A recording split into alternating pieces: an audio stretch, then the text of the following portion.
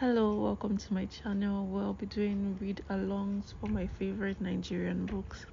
So I'm starting with my top book, Smart Money Woman, and here's chapter 1 by Arese. So chapter 1, Brooke.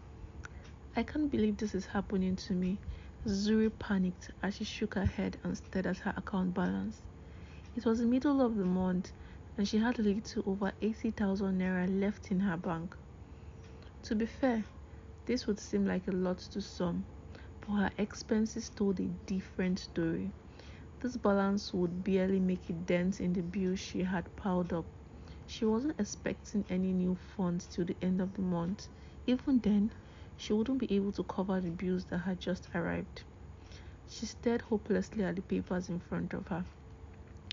A bill from her mechanic for what she thought was minor repairs had ballooned to 200,000. Her car was now stuck in his workshop until she was able to make payment. There was a letter from her landlord pointing out her service charge from the last 3 months. 450,000 naira in total were unpaid, and he was threatening to cut off if her payment wasn't made by the end of the month. She had just visited her gynecologist for a routine checkup, only to discover that she had fibroid. The procedure Dr. Emeka had told her she might need would cost 950,000 naira, and her HMO just wrote to inform her that her plan did not cover it. Dr. Emeka was the best, and sometimes the best cost a lot. She did the math and it didn't add up. She earned 600,000 a month after taxes from her job as a senior manager at Richmond Development, a real estate firm. Until this month, she had considered herself very lucky. She had a great job that paid well. She lived in an upmarket part of Lagos in Lekki Phase 1 in a 2-bedroom serviced apartment that overlooked the waters. She drove a second-hand Mercedes ML 500 and it was awesome. She drove a second-hand Mercedes ML 500 and it was awesome until the engine started acting up. She could take 1 or 2 trips abroad a year to destinations like Dubai, New York, or London. To her, this was the ideal life of a single, uber successful 28-year-old African woman. So how could she explain to anyone that she was flat broke? She still couldn't understand it herself. She wasn't overly extravagant. Yes, she liked the good life, but she wouldn't consider herself one of those people living beyond their means. In fact, she hated that term. She could already hear Auntie Iyabo's voice in her head saying, "You young people of nowadays, your eyes are too big." She always rolled her eyes when she heard that. The fact is, old people didn't understand. If you worked hard, you deserve to play hard. YOLO, you only live once, abi?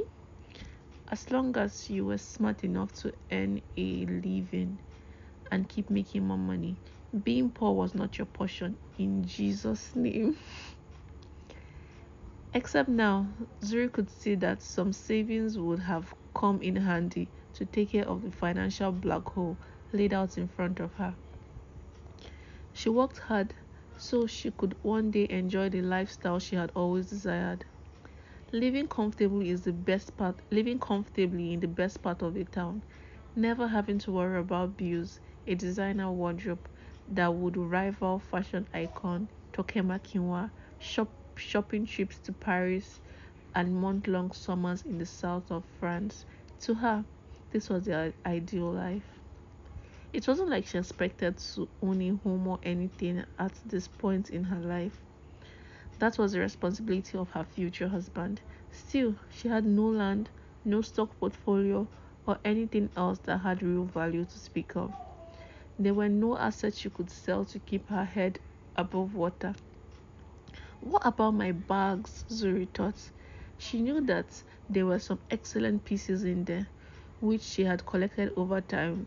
Chanel, Alexandra McQueen, Celine, Louis Vuitton bags, and Louis Vuitton bags. She didn't even carry anymore. Che, how exactly will I sell them? She wasn't sure there was even a market for used designer bags in Lagos. Everyone was too proud, and if she started asking friends and acquaintances to buy them from her, it would certainly be an indication that something was seriously wrong. Then the rumors and gossips would start. There had to be another way. Her doorbell rang. Tammy! She was supposed to have lunch with her at Casper and Gabini's. She had seriously been craving one of their famous burgers all week, but her new circumstance was cramping her style. She had to reevaluate her spending, but before she tackled that problem, first she had to figure out how she was going to explain this to Tammy. She went to open the door. Tammy stood there, arms folded across her chest. Zuri forced a smile. Hey babe, sorry I completely forgot about our lunch plans. Tammy rolled her eyes. Forgot care. Trust me, the gbese I'm trying to sort out right now is doing my head in. She could say this to Tammy. They have been best friends for years and spoke freely with each other. Anyone else in Lagos, it was best to keep your mouth shut and pretend everything is fine before them carry your matter. Well, I'm coming in because I'm starving, Tammy said. Zuri stepped back and let her friend head straight to the kitchen. They had met just before they started secondary school in Benin City. They had seen each other through common entrance examination, boy drama, dramatic weight gains, and battle to lose it all. But they were the complete opposite of each other, so it was a wonder their friendship had lasted so long. She was one of those friends you shouldn't attend a party with if your intention was to spend time with them, especially if you were the quiet type. She would leave you hanging. It would start with a string of hello darlings, quickly followed by a series of air kisses, with 80% of the guests of the party at the party, leading to her being dragged from one meaningless conversation to the next, ending with her leaving her partner stranded. It was never intentional. It was just always annoying. Zuri shook her head ruefully. Tammy was an extrovert, the charismatic social butterfly in the group of friends. People were drawn to her. She had flawless caramel-colored skin, a petite frame, and a smile that could stop most men in their tracks. It wasn't her beauty that drew most people to her, though. She had such genuine spirit, such a giving aura about her, that people liked her instantly. She was also fiercely loyal, which was probably why their friendship had lasted so long. Zuri actually felt slightly better about her situation, knowing she had someone to confide in and distract her from her money woes. Plus, Tammy always had gist, so it was a welcome distraction. The sound of Tammy slamming the refrigerator door interrupted Zuri's thoughts. So you don't even have food in this house, Tammy said, with mock disdain in her voice. You know here say I no get money, Zuri laughed. Tammy rolled her eyes. When I say find a rich boyfriend, you won't hear. Leave me alone, Joe, Zuri said. Girl, if you had a man, all this would be story. Tammy smiled. How much is the bill? Bill. Bills, not bill, said Zuri, and they added to just over ₦1,000,000. Tammy's eyes widened. Seriously, Tammy, I don't know how I'm going to get out of this mess. Even if my salary hits my account today, I still won't be able to pay them all. Tammy shook her head. Honestly, you need to get a man. She needed you need someone to support you. All this independent woman nonsense you are doing is what will get you in trouble. I've always told you, your parents let you stay too long in Obodo Ibo. Living abroad for so long is what has got you thinking like an Oyibo woman. This is Nigeria, so you better start behaving like an African woman. Zuri laughed. Tammy had a policy never to date married men, but the men she did go out with definitely had to be rich and in a position to help her, gifting away upper class tickets to whatever destination tickled her fancy. rent for studio apartment, and closet full of labels from time to time. She was a successful fashion designer and worked from a tiny studio in Lekki. But Zuri was pretty sure Tammy's lifestyle was supplemented by her. Very wealthy father and the string of rich boyfriends she had dated since university. Let me give you gist, Tammy said. Do you remember Amanda from high school? She was a few years ahead of us. Tall, light-skinned. Vaguely. You are so annoying. You never actually remember anyone. She was friends with Adeswa and that lot. Zuri nodded. Yeah, okay, yeah, I remember her. I didn't know her well, but what did she do? She has heat. Tammy, Tammy clapped her hands together gleefully. She's dating Sunny Foster, the CEO of Foster Inc. and a big boy in the oil sector. He bought her a BMW, a flat in Parkview, and apparently a flat in St. John's Wood in London, all in the space of 18 months. Zuri stared at her for a second. But isn't he married? I could have sworn I saw pictures of him and his wife on Bella Niger attending that Balogun wedding in Dubai a few weeks ago. Married fire, so? Tammy hissed. Why are you acting as if it's news? None of these Lagos big boys are faithful to their wives. Don't be naive. Zuru rolled her eyes. He's hardly a boy, Tammy. Isn't he in his 50s? It doesn't matter. He has money. He's a Lagos big boy. He has money, so he's a Lagos big boy. Finish. Anyway, that was not the point of my story. Amanda is now in the big leagues. I hear he's so in love with her. He's even ready to marry her as a second wife. What on the streets is, he's begging her to have his baby with him. Batami, a married man. Stop it. He can't want her to have his babies. I'm pretty sure that part of the gist is a lie. Zuri couldn't imagine even settling to be a man's second wife. Listen, you hear me? Complaining about a bill of 1 million naira. If you had a boyfriend like that, do you think you'll be sitting here trying to figure out how to get out of debt? Not that I subscribe to dating married men, but rich men, sha. Tammy laughed. Anyway, I have to get going. I need to eat. And it doesn't look like I'm going to find anything here. Pele dear, I got carried away with the money wahala. Zuri laughed. Okay, Tammy accepted with a wink. Maybe by next week you will have met a rich boyfriend, she teased as she waved goodbye. After Tammy left, Zuri began to wonder if she was truly naive or overly conservative. Was it wrong to think that there was something fundamentally wrong with trading sex for money? The problem with those sort of relationships, though, was the power dynamic. In relationships where one was always on the receiving end of the cash, money often became a weapon. She did not want to be controlled. Then she realized that maybe the joke was on her. She was sitting in her living room, judging someone who had all their debts paid, while she had no clue how she was going to pay her own. She thought of Folabi, a mistake she had made in her early 20s. A mutual friend introduced them, and she was mesmerized by his swag and attitude to life. He wasn't handsome in a conventional way, but he carried himself with a confidence that drew people in. Back then, all the girls wanted to date him, and all the guys wanted to be his friends. So, some of it probably had to do with the fact that he was the son of a billionaire, and he certainly thought the world revolved around him. Folabi Tajuddin thought he was entitled to behave badly because he had a lot of money to throw around. They dated for almost a year, and she definitely got free trips to New York and London out of it, as well as some really expensive bags. But his arrogance and lack of direction put her off. He was spoiled, with no future ambition of his own.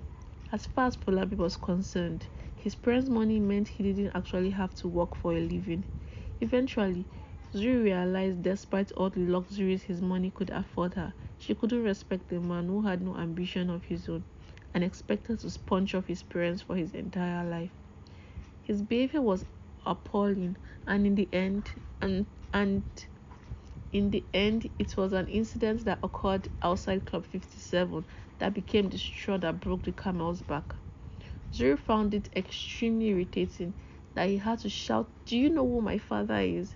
to make a point to the bouncer, who had told him they were waiting outside because the club was at capacity. She realized that she couldn't respect a man like that, no matter how much money he had access to. She wanted to be with a man that had ambitions, at the very least, ambition that exceeded her own, and was willing to work hard to make his dreams come true. After Folabi, she dated Paul, who was extremely ambitious, but that didn't work out either. Zuri sighed as she remembered how excited she had been when they first met at a Euro money workshop in Paris. Paul got her attention on the first day of the workshop. She was caught off guard by his extreme good looks and easy charms. They were the only Nigerians on the program, so they naturally gravitated towards each other. She was intrigued by how engaging their conversations were.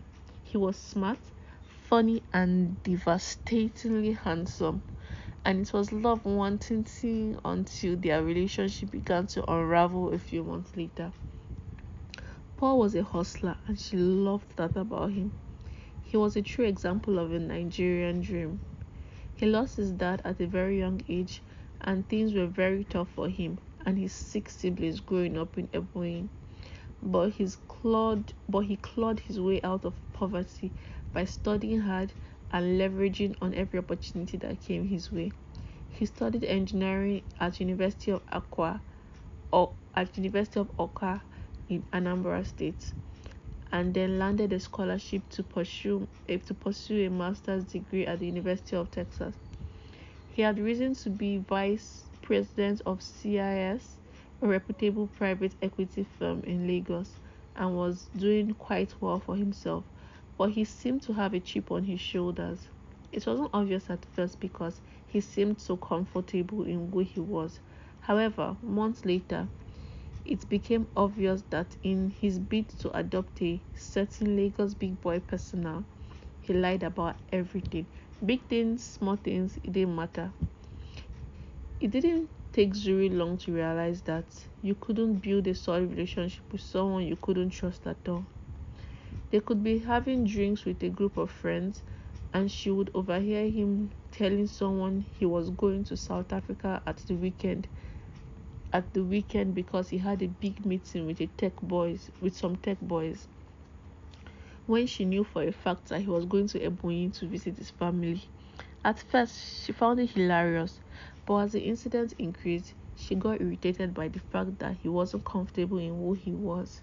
He was ashamed of his background and found the need to pretend and lie for no apparent reason. Eventually, they broke up, and when she realized that she had developed the habit of second-guessing his every sentence, it got to a point that if Paul told her the sky was blue, she would have to check, in case it was actually red. It was difficult to build a relationship with someone you couldn't trust. Zuri shook her head, trying to clear her thoughts. She didn't want to be thinking about old boyfriends right now. But it was funny, wasn't it? How a conversation about money almost always turned into a conversation about men, all joining the wahala. It seems like something that was culturally ingrained in African women. The idea that money was not fundamentally a woman's issue. It was a man's role to worry about finances. If a woman tabled the matter of money troubles with her friends, the solution almost always finds a way to look after you. The solution was almost always find a man to look after you. It occurred to her that if a man had confided in his friends or family the similar situation she was in, the advice wasn't likely to be go and find a sugar mommy. Zuri was certain that a man was not the answer to her problems. She wasn't ready to date married men like Seni for money, or rely on self-obsessed boy men like Folabi. The men with a chip on their shoulder like Paul.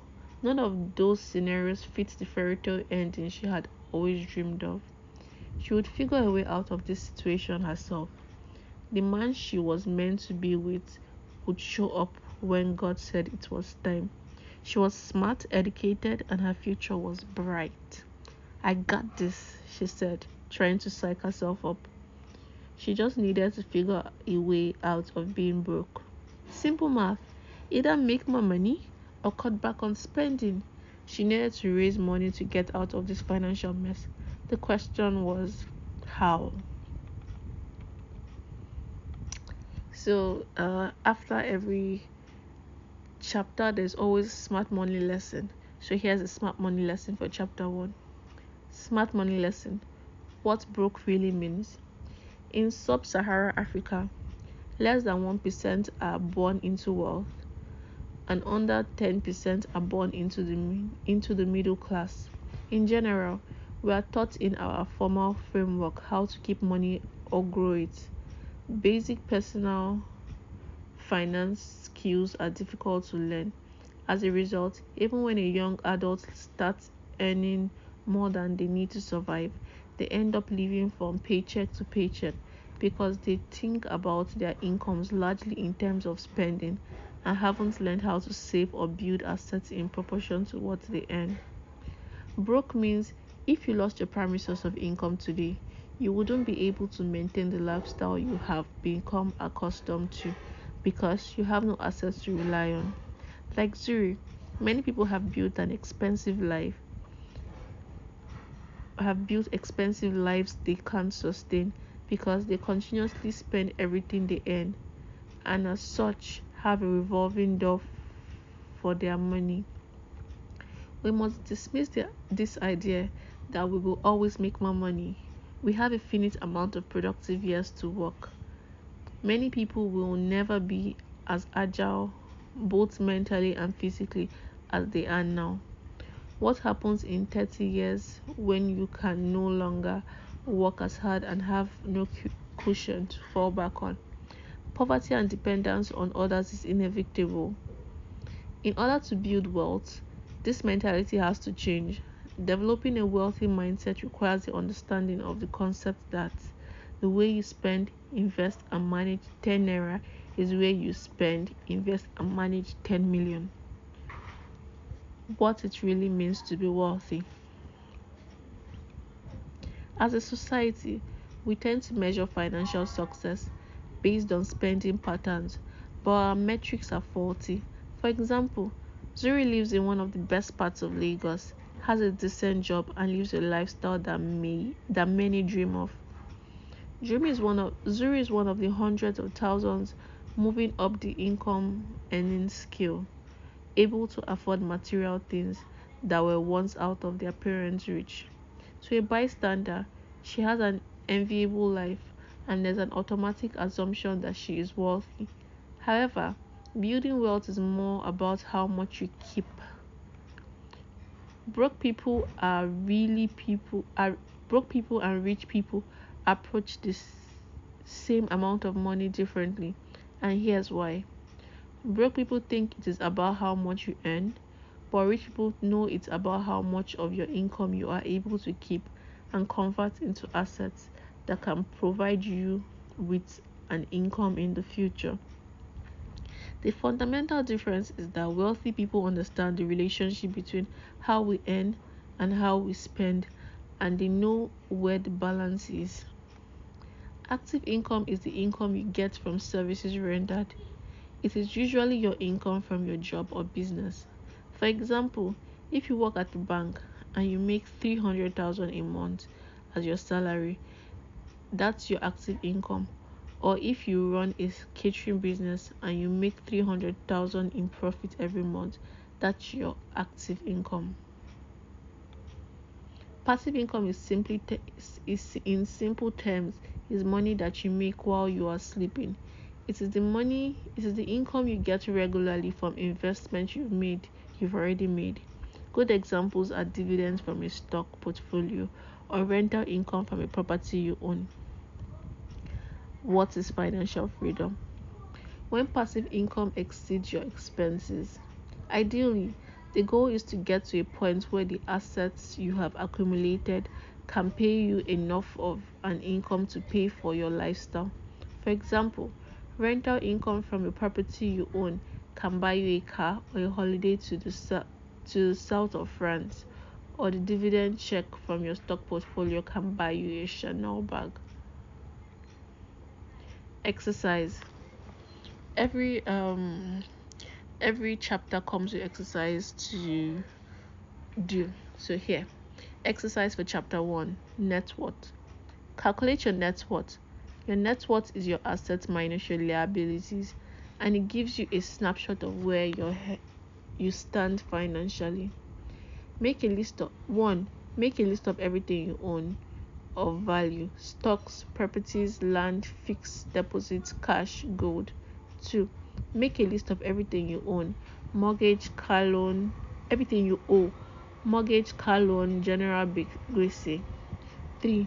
Subtract your total assets from your total liabilities. 4. Don't be ashamed or afraid of the number.